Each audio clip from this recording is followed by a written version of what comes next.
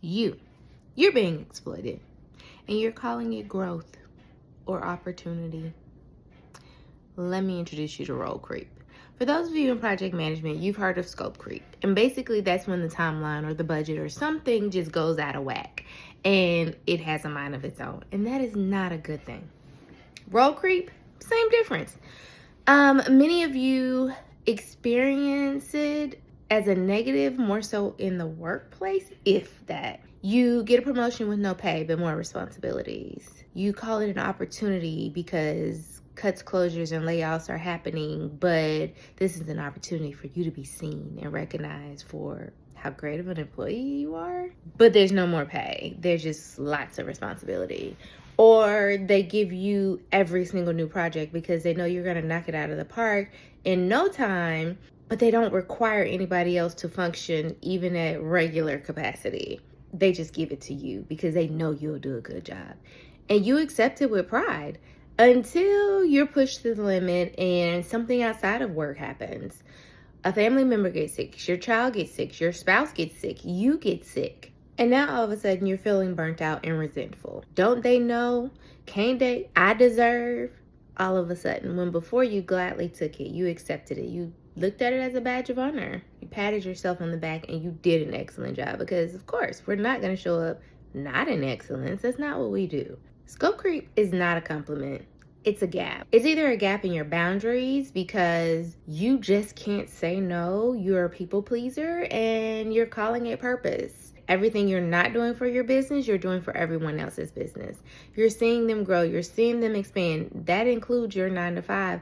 But your baby, your business is struggling. Because you're multi-passionate, you're able to do almost anything and do it exceptionally. And because you're able to do any and everything, you do any and everything until you're burnt out. And this is why what you really could never pops off. It never pops off because you're too exhausted to do it. Let me stop talking about you. Let me talk about me, okay? So once upon a time, I became resentful. I was like, I see all of these people excelling that I'm helping. All of their businesses are shooting off to 6 and 7, if not 8 figures. All of their careers, all of their side projects, like they are flourishing and thriving, and I'm keeping stuff together over here with Band-Aid. Yes, it's moving, but it's not popping like it could. It wasn't until that moment that I was like, yo, why? But I kept finding myself in this cycle. It just looked different every single time. The next time I got a great paycheck to do it,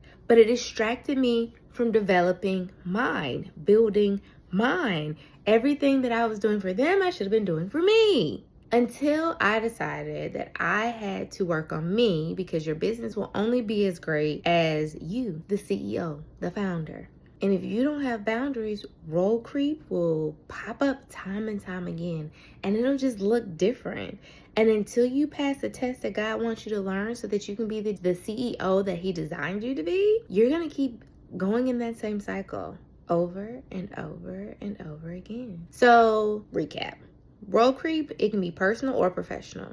It's when your duties and responsibilities expand without additional capacity or operational support. You did not get an assistant just because they decided to lay off half of your department and now majority of that load falls on you. You had twins. You do not get additional time off work for maternity leave just because you had one more than the other person. You became a wife. You became a CEO. You did all these things, and all these things fill your cup. They make you happy. They bring you joy. But your role expanded and no other form of capacity did along with it. And as long as you keep saying yes and accepting these different roles or titles or duties without any type of negotiation, that gap keeps getting bigger, and the burnout and the resentment grows with it. It's a slow, quiet burn at first, but it grows. And I had to learn that protecting my capacity wasn't selfish, it was strategic. And until I did that, my dreams really couldn't come true. I also learned that the more I say yes to stuff, the less valuable I became. Yes, everybody knew specifically at the job that I was good at a lot of things, and I expected them to see my value, respect my value, and steward it accordingly, but that was not what happened. I became less valuable because I was always available. I don't want that to happen to you. So if you're experiencing scope creep, this is what you need to do. Name it.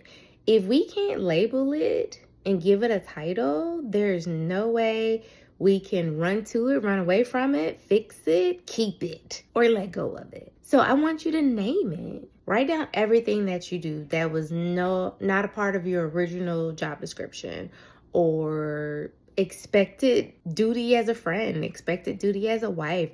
Write down all of those additional things that you do just because it makes your heart happy that you probably forgotten about. Take some time to just sit down and think about it and make a list. Quantify it. How much time did you spend? How much money did you really spend?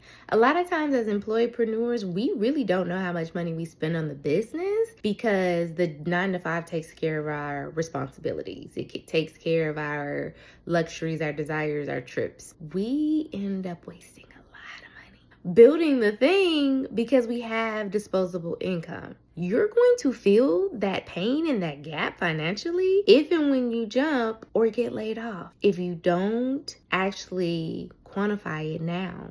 And then decide, is it worth negotiating for the title and pay? Should you delegate it, or should you just draw a boundary and keep it?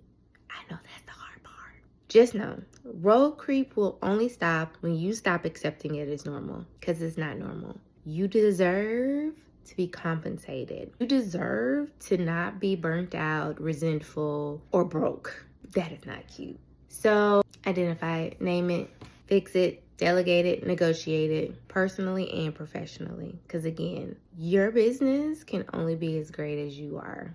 Entrepreneurship is definitely a personal journey to make you the best that you could be. I always describe mine as God unconditioning me so that I can actually be who He designed me to be. Because none of us are who we were born to be because of influence, of parents, of friends, of trauma, all the things.